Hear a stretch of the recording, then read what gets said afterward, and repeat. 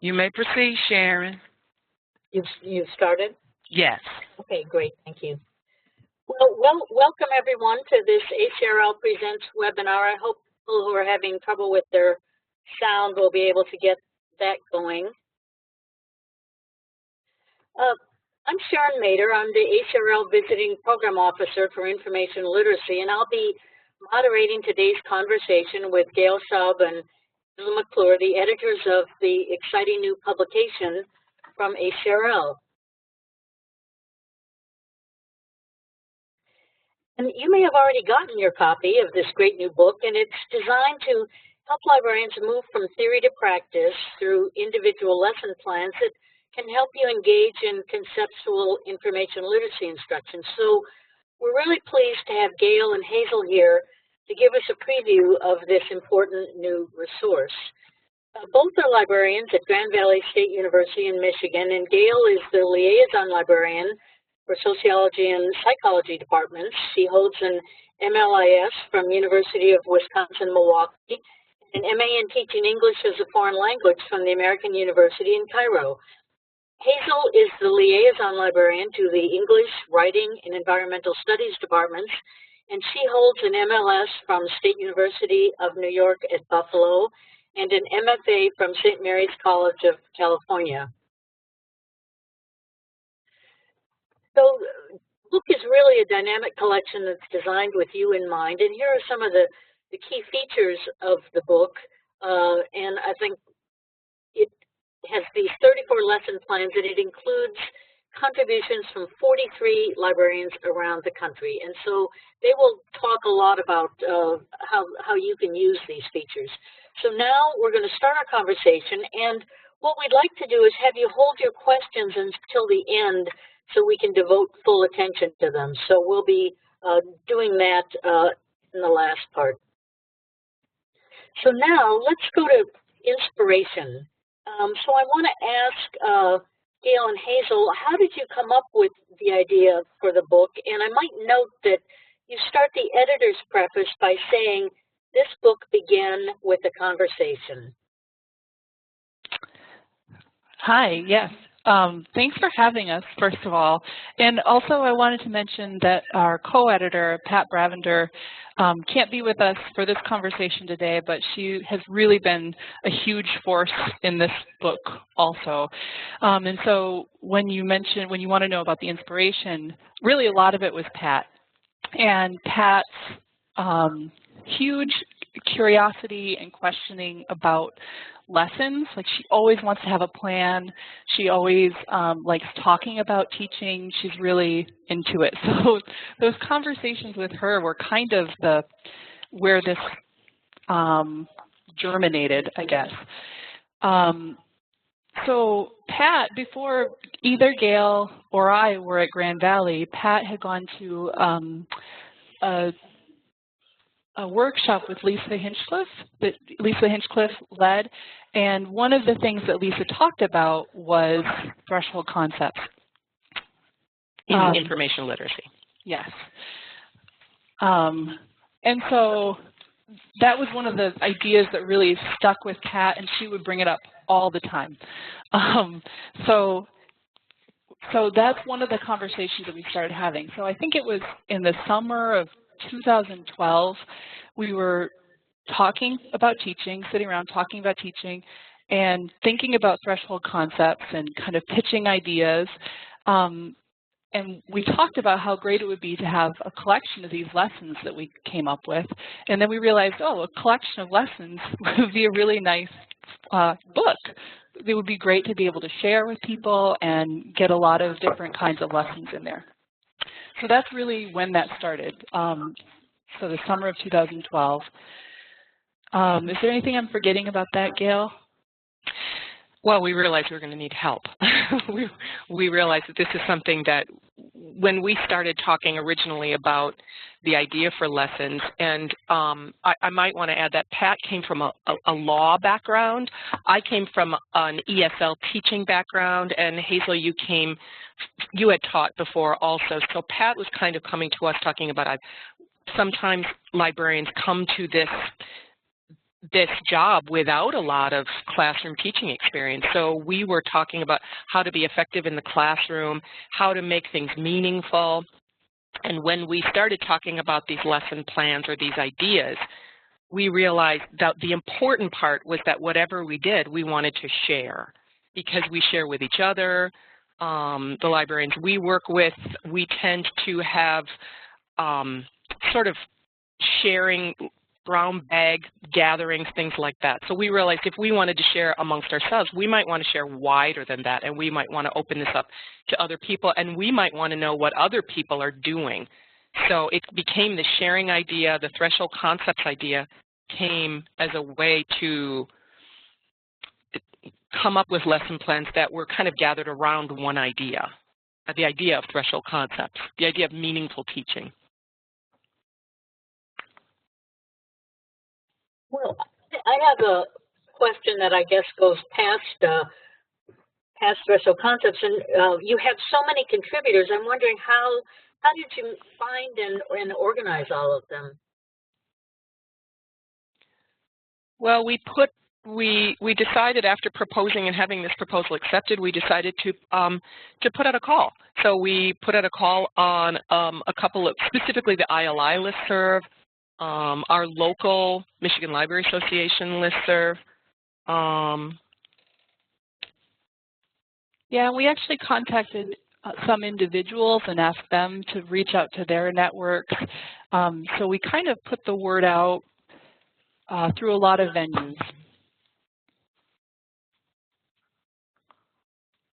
And then the organization of it, that was tricky because we got so many fantastic lessons, and so many people were really thinking about conceptual teaching and thinking about how to do that. But if you'll remember the timing, this was before the first draft of the framework came out, and I think that was in, this early 2014, in spring of 2014. So we put that proposal out even before then. So a lot of the submissions we got were thinking about conceptual teaching, but we didn't have the framework yet. So the organization was kind of tricky because people were suggesting a lot of different things as threshold concepts, and what we saw were that patterns did emerge, and we did see these concepts kind of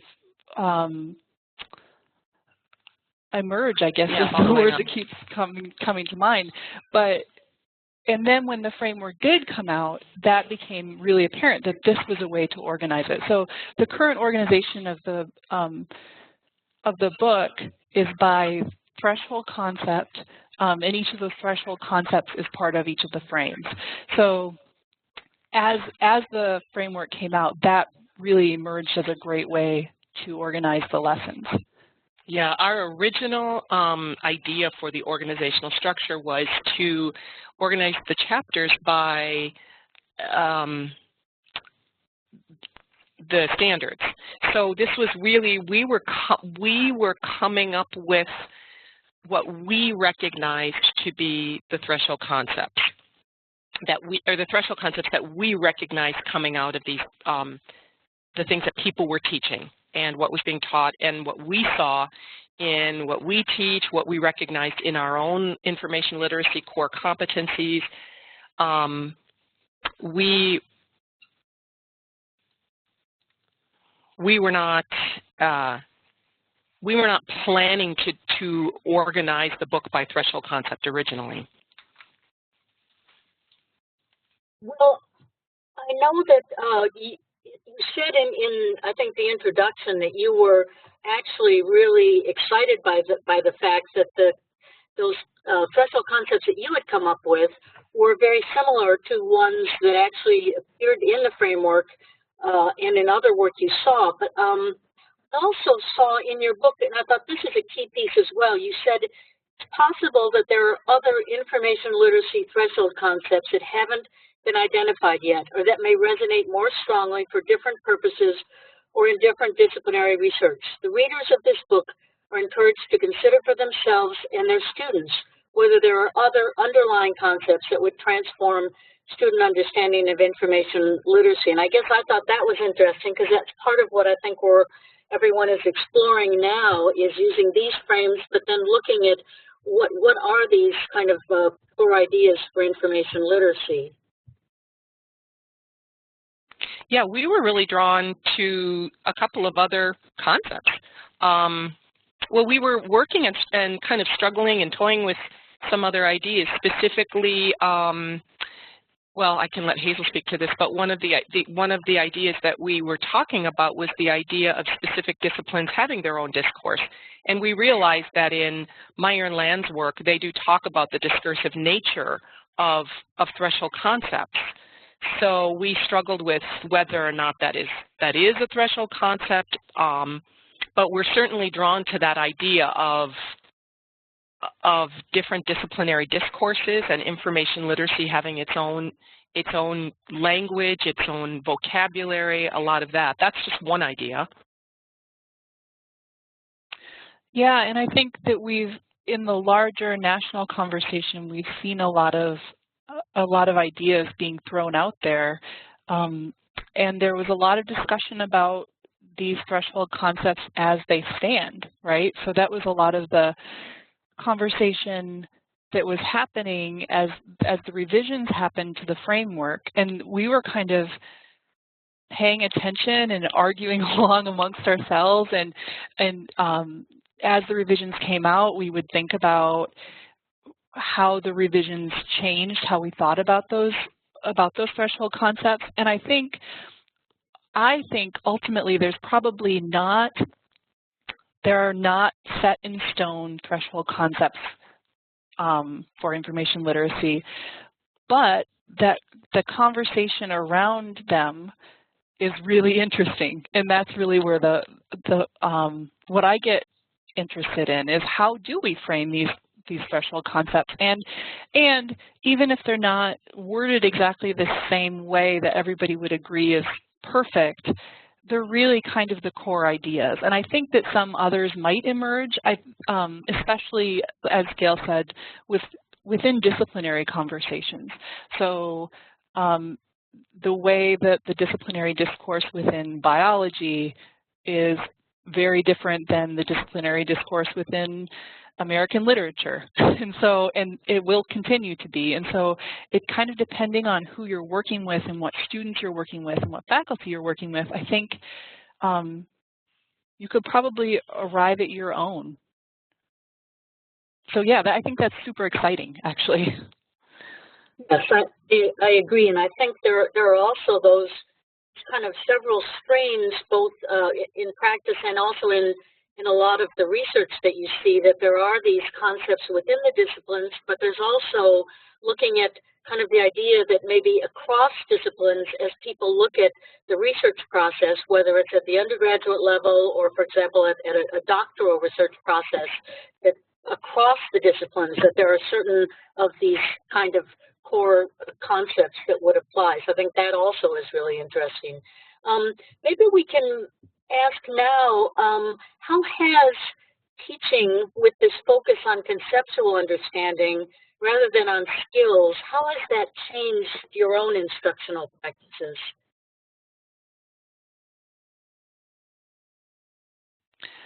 So for me, the way that it's changed how I work with students has just kind of been a reframing. So I still teach skills, and I think if I didn't teach skills, the faculty members I work with would not be happy. And so I still am teaching skills, but the way that I frame the conversations, especially at the beginning of how I set up the classes and how I conclude the classes, where I'm really trying to get them to wrangle with what we've done throughout the class, that's where I'm thinking and talking not just about the how-to, but the why do we do this. And so I usually don't even say anything. I mean, I never say anything about threshold concepts to students unless they're super interested in information literacy and come to my office and want to talk about it. But in the classroom, I don't talk about threshold concepts. I might not even say the threshold concept I have in mind, but really it underlies the conversations I have with them. And that's really what I want them to be aware of, is not just how we do things, but why we do things. And I think it's also, I'll just add, I think it's also changed the way I talk with faculty members. And again, I might not talk with every faculty member about threshold concepts, but for those who are interested, I think, and who want to talk about information literacy, it's a really great way to have a conversation and have a conversation about the way we perceive their students' learning. So that's exciting too. Yeah, and for me, I think it's really makes me think about what I'm doing. Yeah, like Hazel said, when I walk into the classroom, I work with psychology department. One of my largest portions of my liaison work is with the psychology department, and so I do a lot of working with psych info, and I do a lot of skill demonstration type of thing, showing them how to use a database. But I'm constantly thinking about what they need to know to at least think about these ideas, these concepts, so that they can transfer what they're learning to using a database in general, that they're not specifically learning to use psych info, but they're understanding what a database is and how it's used and how it holds information, and how it just makes it, I hope it makes me a better demonstrator of skills, number one, because I'm thinking about how the underlying ideas you need to understand to be a better user. But also in the way I speak to faculty members about their assignment design. I've had specifically a couple of professors who I've helped them reformat a pretty large chunk of a design that's a lesson plan that's used for a really basic class, which is hitting a large number of students. So it's enabled me to have conversations with professors about why students need to know these things. It's at a deeper level, at a more meaningful level, at a transferable level. So I think it's changed a lot of, like what Hazel said, it's changing the way I'm thinking about what I'm doing. So I'm not walking in and telling students, today we're going to learn searching as strategic exploration. I would never ever talk about use those terms. But it's my different way of thinking is subtly changing what I'm doing in the classroom. Do you think that thinking about what students need to know in these deeper conversations with faculty have how has that then led to perhaps a better way of assessing what students are learning? Have you come up with what you feel like are some more effective ways of assessing?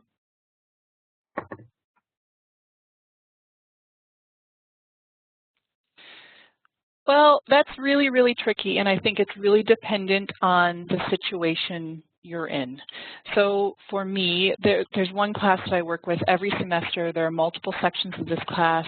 It's a capstone course, and there are different instructors who teach that class.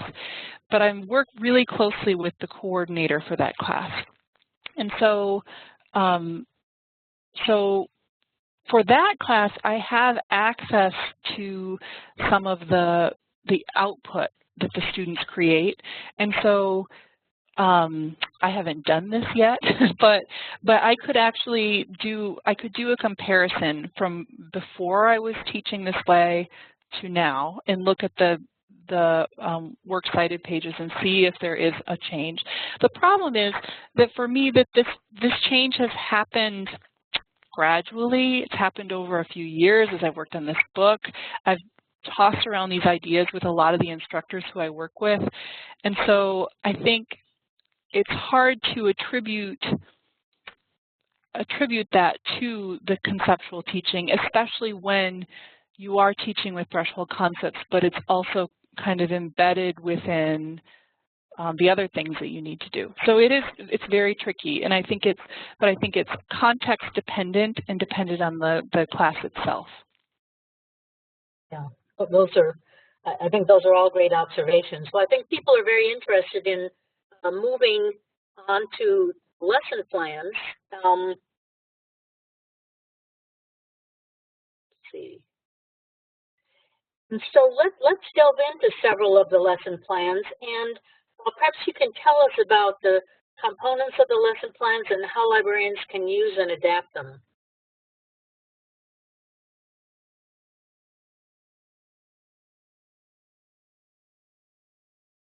Okay. We specifically took 2 lessons for this webinar.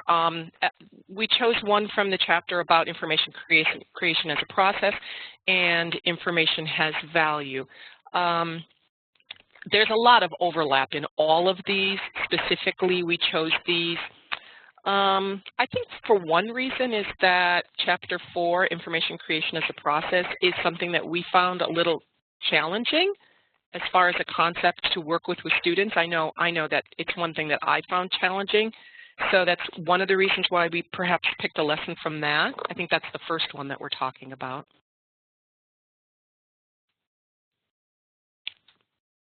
Yeah, and so what you're seeing now in this slide is a list of the frames, right, and the threshold concepts that are within the frames, and that's the organization of this book.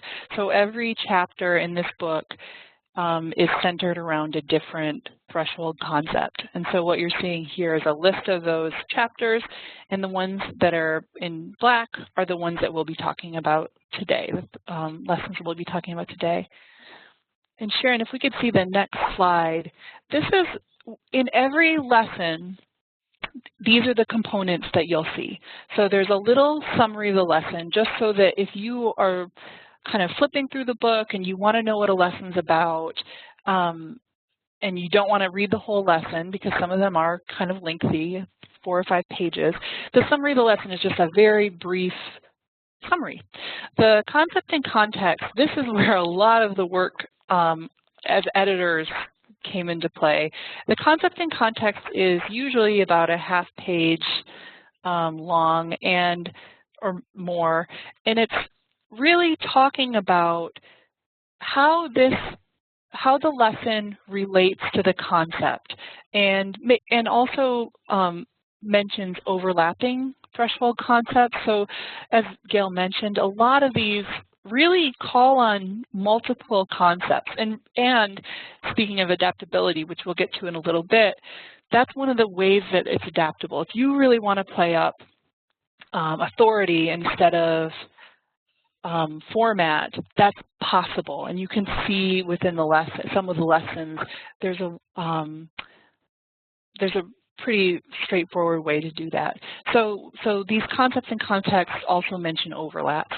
And then, of course, it lists the author, the level of the lesson, so whether it's basic or advanced, and then the estimated time and the materials needed. And most of these also are pretty adaptable. So if there's a lesson plan that's written, the second lesson plan we'll look at today, I think, is 60 to 75 minutes. And you could even take a portion of that and use it within a longer lesson, or you could actually stretch it out to be multiple lessons. And so so that's another way to adapt.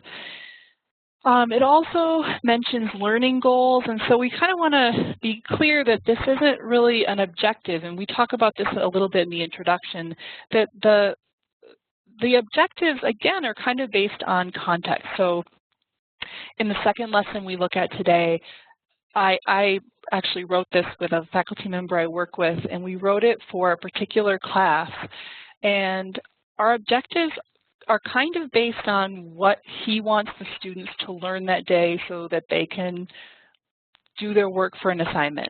So that's part of fitting it into the context of a course. Or if you were taking a bunch of these lessons and stringing them together to teach a credit-bearing course, which I think you could do, you would want to set your own objectives. And I think that that's part of that measurability and part of that assessment. But we were really careful not to say that we can't set the objectives for you in your context, but we do have these kind of the slightly more general learning goals. We also have an anticipatory set, and so this, oh, and by the way, this is based on the ITIP lesson plan. Well, and everything in here is a guideline. Everything in here is to be taken how you feel you can work with this. We don't, at Grand Valley, we teach single sessions. So we go into classrooms. We don't teach a credit-bearing course. We were looking for individual lessons, things that you can build on if you are in a class more than once, things that can stand alone. These are all meant to be very adaptable to the needs of the person who's working with them within the discipline in which they're working. In fact, when we use words like format, originally when we were writing when we were thinking about these ideas, we actually, that threshold concept for us, we did call it format. Format is a result of the processors, and it was very similar to other wordings of other researchers work with this.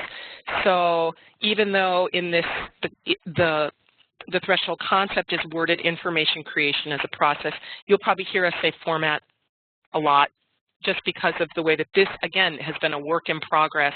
We've been kind of going through different iterations of all of this.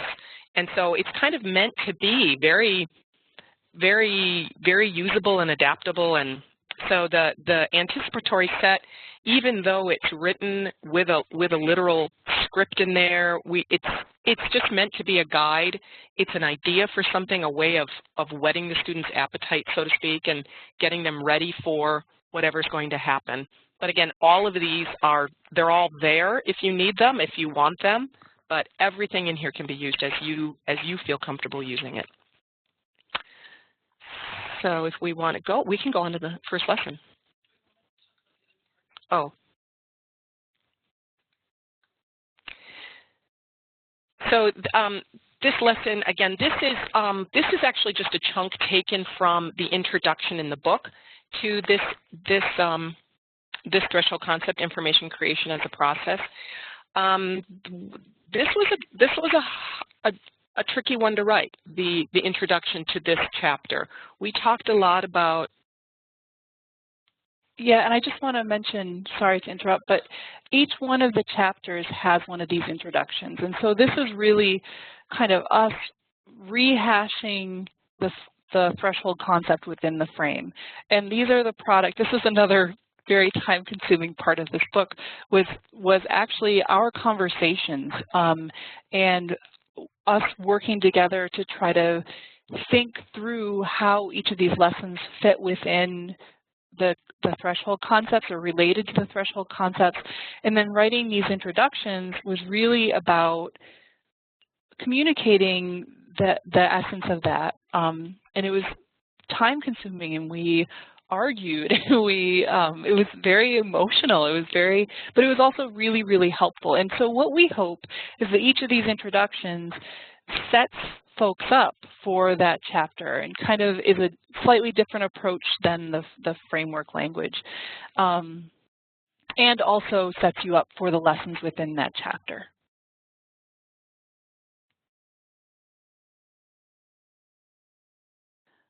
Okay, so can we see the next slide? Okay. So this lesson is taken from Chapter 4, the information creation as a process. This lesson is a specific lesson done, I'm not sure if people can read the small print, but Tony Carter and Todd Aldrich from Auburn University. This was a contribution of theirs, and it's an interesting and very interactive way of looking at the information lifecycle and getting an idea of the time element as it relates to different kinds of information and of information creation of itself. They take us one specific story, one specific news story, and then follow it through time. And the reason that I think that we decided to put this one into the webinar is that it kind of gets at this whole idea of the process behind information's creation, like with considering the audience, considering why it was created, considering the use of that information, considering how long it took to shape that information and craft it into something for wider dissemination, whether it be a blog or whether it be a book. So it gets students looking at the different types of information and the different needs for information, immediate needs versus, you know, deep, rich research needs. So the physical nature of this is kind of an interesting lesson.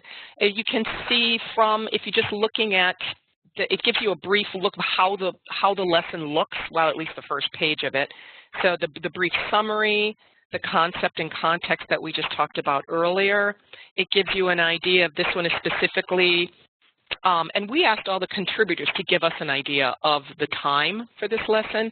So when they've done this activity, it's taken, it looks like approximately 50 to 60 minutes. So, and again, the adaptability comes in where you could look at this and maybe take off a chunk of it, or it just all depends on how you want to use this. It gives you an idea of the materials needed for the lesson.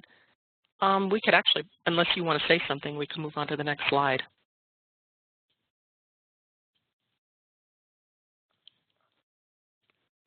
So this is taken actually from the book as well, the images. It's giving you an idea of how this lesson works. It's asking students to look at various types of information and physically move from station to station. I would imagine it doesn't have to be a physical. It could just be looking at this on paper, getting an idea of looking at, for example,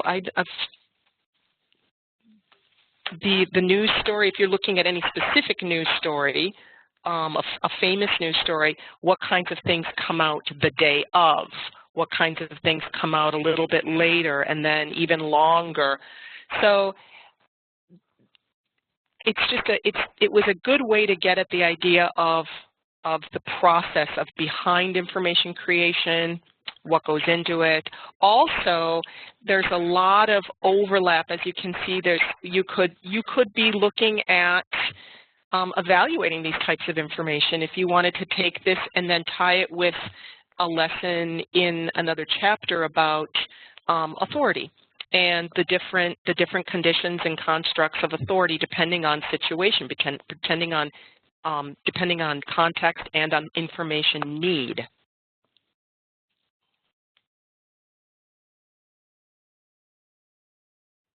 Yeah, and this could also be adapted to different disciplines. So if you just had a general, maybe a first-year writing course, you could do this with pretty much any newspaper article and look at the different formats of documents that come out in the wake of the news story. But you could also look at different documents and the process behind the creation of these documents in different disciplines. So you could, I work with writing students, so you could even take a poem and look at a poem that's published in a journal as opposed to a poem published in a collection of books and then look at criticism written about the poem. So you can see that you could take a collection of documents and then have students categorize them by this time, but then also talk about the value of each of those, each iteration of these parts of these conversation. So again, it's adaptable to different levels and different disciplines. So this is a great template for a lesson that starts a conversation about the processes behind creation of these documents.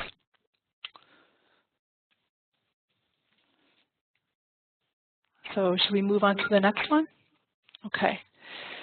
So the next lesson appears in, and we actually did want to talk, we just wanted to revisit, we wanted to revisit, this is language from the framework. This is a little summary of information creation as a process.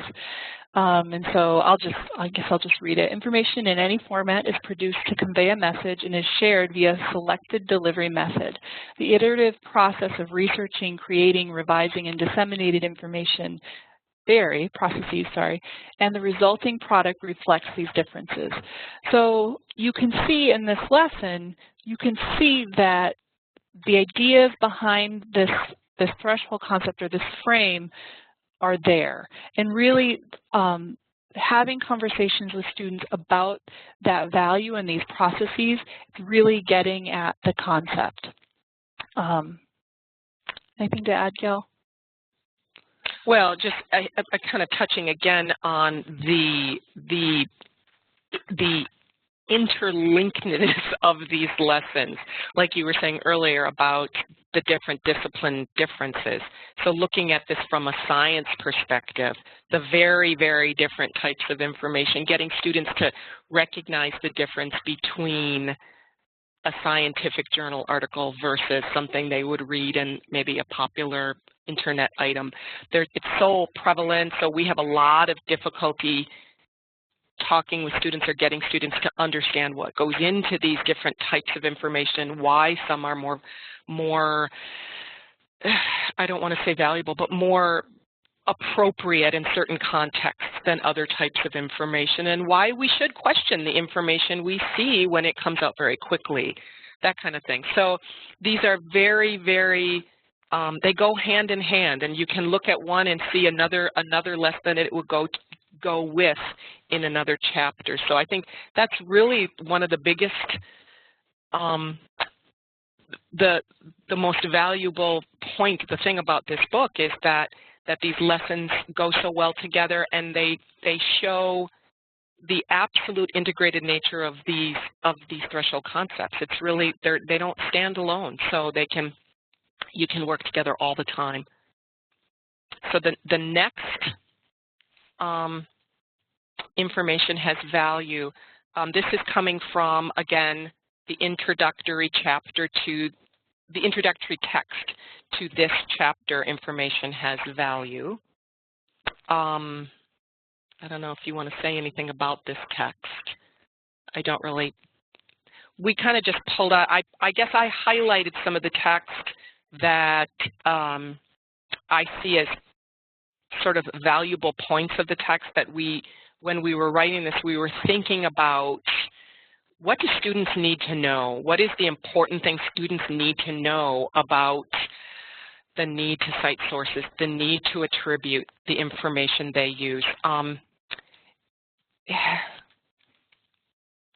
Yeah, so we wanted, at least in my experience, before I started thinking deeply about these different threshold concepts, I did teach citation, and I taught students that they needed to do it, and we would talk about how to do it, but we didn't get into deep conversations about why we do it. We might talk a little bit about that, but I think thinking about this as a concept, as a core underlying concept, has been really helpful for me as a teacher, because I can see different ways, different contexts where students really need to understand this. Beyond just citing their sources, they need to be respectful of that value. And so the lesson that we'll be talking about, again, I co-wrote this with Christopher Toth, who is a faculty member here at Grand Valley in the writing department. And Chris teaches document design. We originally created this lesson for a document design class, and he's really interested in infographics and the communication that happens in an infographic. We see them everywhere now. They're very prevalent. And one of the things that Chris is interested in is the rhetorical impact these have because of their visual nature. Because we see them, we may not be as likely to be critical or thoughtful about the information they're presenting. We may just accept it. And so I think we started talking about this at a party a long time ago, about this idea of how important it is to be information literate when people are just coming across things like infographics in their everyday life, when you see them scrolling across your Twitter feed or your Facebook feed, and how that's that is really important, that critical, the way you're thinking about sources is also important when you're writing a paper. So we talked about that too, about these intersections. So we started working together and we put together a small unit on infographics and information literacy. And so when we were working on this book, we wrote this up to include in the book. So this is usually part of a larger unit. But I'll just walk through the lesson a little bit. So we do put this concept in context here, and it is related to information has value because we're looking at how students both look at infographics and attribute value to them as information sources, but also how they go deeper than that, and then as they become information creators, as they begin writing infographics, which they do for Chris's class, how they take on that responsibility to attribute sources and to cite. So in this lesson, what we do, to do the lesson, you need infographics, and there are lots of great sources that are listed here in the book. We'll look at one in just a second here. And then we want either students to have access to computers so they can find infographics on their own or printouts of infographics, although sometimes they're really big, so they don't translate well to a standard size piece of paper, and also projection capabilities for the librarian. And our goals for the students are for students to understand infographics as a source of information, but also to attribute intellectual credit to the makers of infographics, and be aware of the responsibility of the creator to give credit to the source of information. Because a lot of times, if you notice, infographics often don't have citations. So you'll be looking at these statistics and there's no source, which is really interesting from my perspective. Oh, go ahead. Well, it raises a good point that, in our Center for Undergraduate Research, and we are really encouraging of student researchers and student research, students publishing their research and working with a lot of students working with faculty. So more and more and more students aren't just consumers of information, they are creators of information. So it really, really gets at that idea that not only are you need to recognize the work of others, and you need to recognize the accuracy and the reliability of the information you're using, but you're going to be creating information, and they really, really are. They're blogging, they're creating their own work all the time. So this really gets at that need to look at the whole picture as far as reliability, accuracy, and responsible use of information. And so the lesson this is one of the longer lessons, but it really walks the librarian through the conversation. So the anticipatory set asks students to think about a time when they shared a link on social media, and to think about where that information came from, what is the purpose of it, was it quote unquote good information?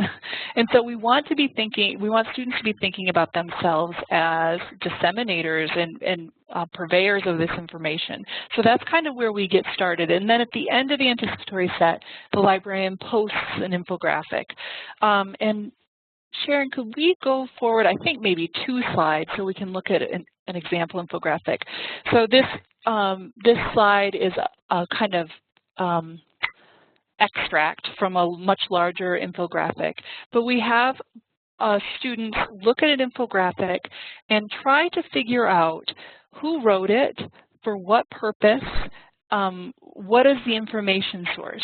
So in this case, the print is very small, and I apologize for that. But this example is saying a lot of great things about how it's really important to empower moms by not judging them, about how a lot of moms feel judged in their daily lives, and they feel like they aren't supported. So there are a lot of statistics, and it's much longer than this, but there are lots and lots of statistics here. And the only citation is to a survey.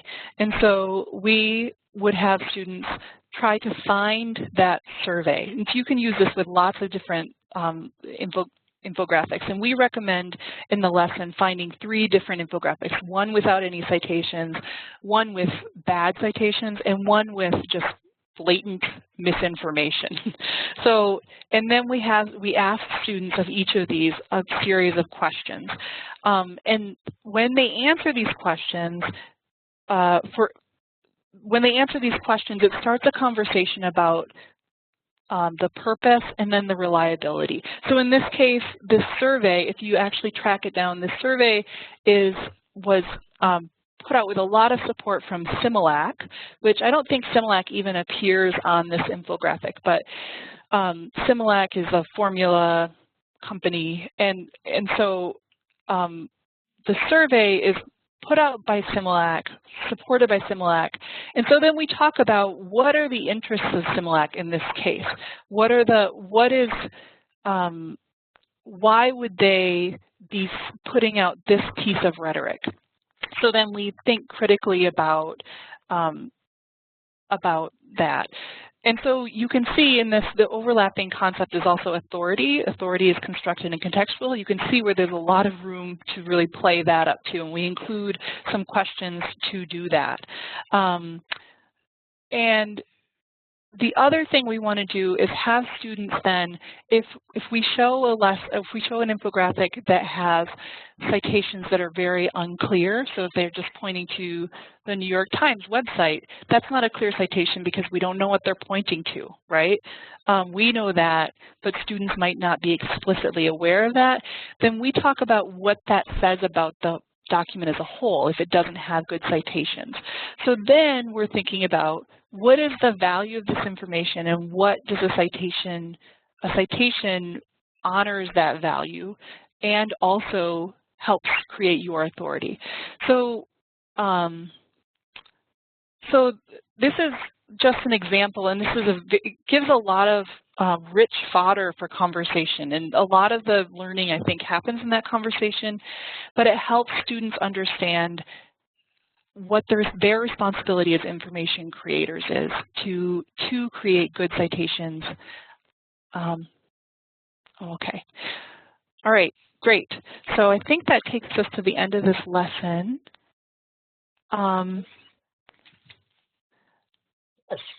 And I think we just whetted people's appetites for more lessons. Great. And so if they don't already have a book, this is it. And of course, they can actually get it through the ALA store or through Amazon. And so I'm sure that's something that people will really be looking for. So now what I want to do is really thank Gail and Hazel for sharing this with us, their insights as they developed the book, and just all this material that their original purpose of sharing, they've certainly accomplished it. So just to tell everyone, the session is recorded and we'll be sending out the link to that shortly, so you'll be able to go back to this. And then we're going to now take questions. We have about 10 minutes or so for that. I think someone is asking if there's an electronic edition of the book. I don't think there is one at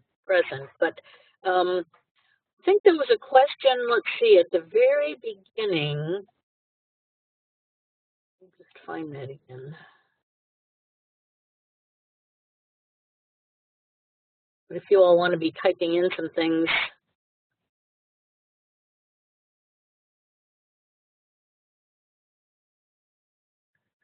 Let me just see, where did that, there was so much, I can hear and I can't hear. I'm trying to find my way through that. Well, the one that we saw about assessing the thresholds. That's okay, that was it, yeah. Yeah, that's the question that is, we hear that a lot. I mean, we've been hearing that as part of the overall conversation about the framework and, you know, probably about this text as well. The thing about these threshold concepts is, as far as what we do, especially in single sessions, we can assess what we've done in that session. We can always give our best effort at assessing sort of what our individual lesson tried to do. I don't have a direct answer for assessing the actual threshold concept itself, because sometimes these can take time to progress to an understanding, to kind of to cross that threshold. What were you going to say? Well, I just wanted to add that what we're doing, I just want to talk about what we're doing here at our institution, because I think that might be helpful. So we don't report out about threshold concepts, and our institution as a whole is not adopting threshold concepts as currently not adopting them as part of our foundational documents. We have a document called the Information Literacy Core Competencies, which is a great document that was designed for Grand Valley, influenced by the standards and influenced by other documents, but it's really our document. And so when we do reporting, we're reporting on that still. And so I think a lot of us are incorporating threshold concepts into our teaching, but for us, it hasn't yet become part of the reporting structure, and it might.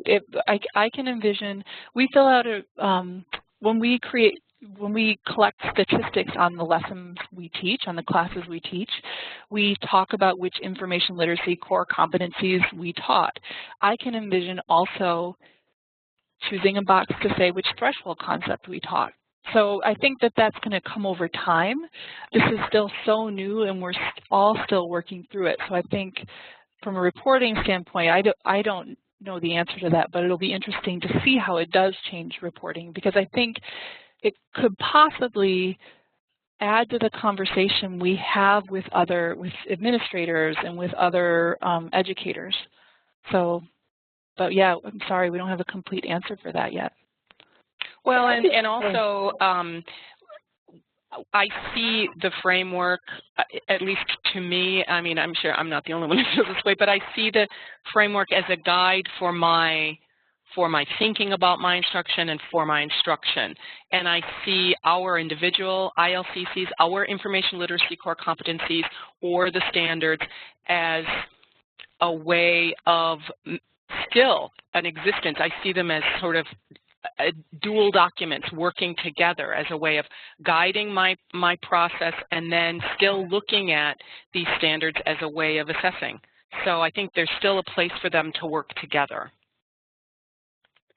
Can I just this is Sharon, just to say that we do have the standards for libraries in higher education as kind of that overarching document, that one of the principles in there is about the educational role of the library. And I think as we use the framework in our own context, then we can tie that to that larger aspect, which then links to those institutional assessments and goals. Yeah, we're both nodding vigorously. Yeah, I think that's a really good point. There are some other questions here. Alex had a question. Do either of you have advice regarding convincing the primary instructor professor that teaching threshold concepts is worthwhile when they are accustomed to skills or how-to-based instruction sessions? And I think that's an excellent question, and it's something that I encounter, certainly. I work with a lot of faculty, and some of them are much more interested in information literacy, much more interested, frankly, in talking to me. Like, some of them just don't want to deal with it, and they want their students to be able to find 3 peer-reviewed articles, and they're not super interested in the why. They're mostly interested in the how.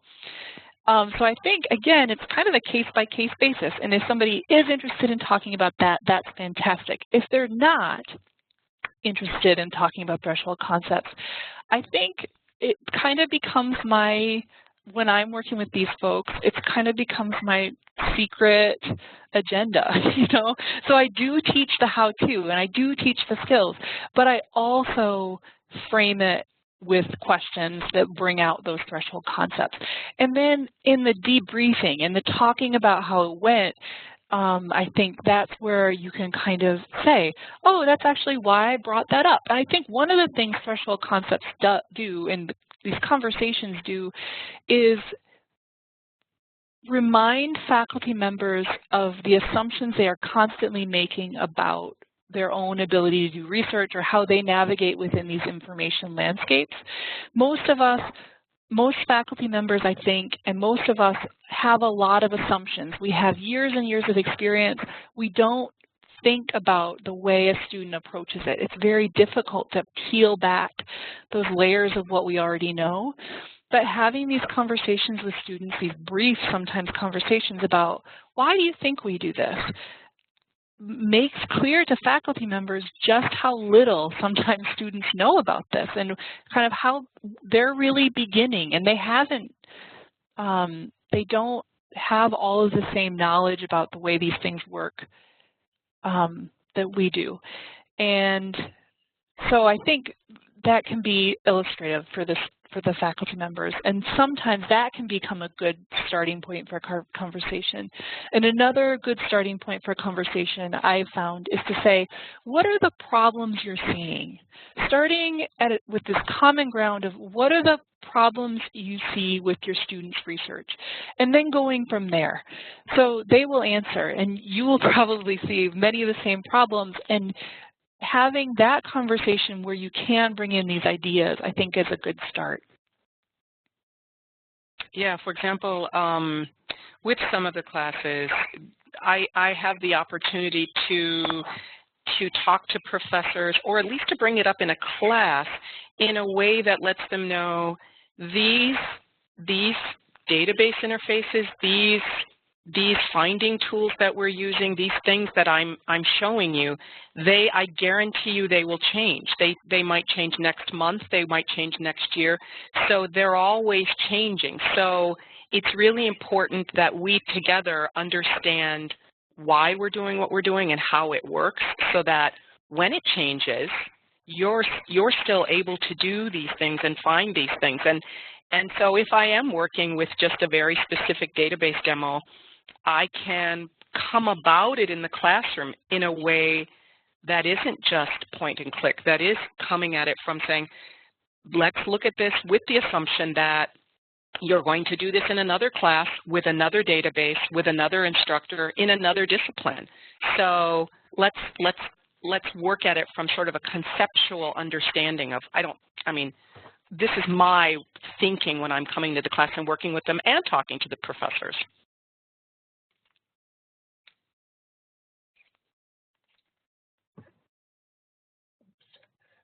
I think we have a couple more minutes, so if we want to look at some of the other questions here.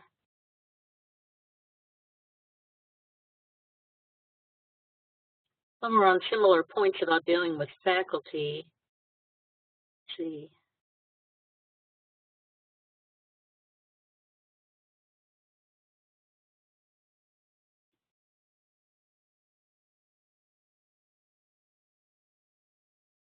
Was there one in particular that you wanted to address?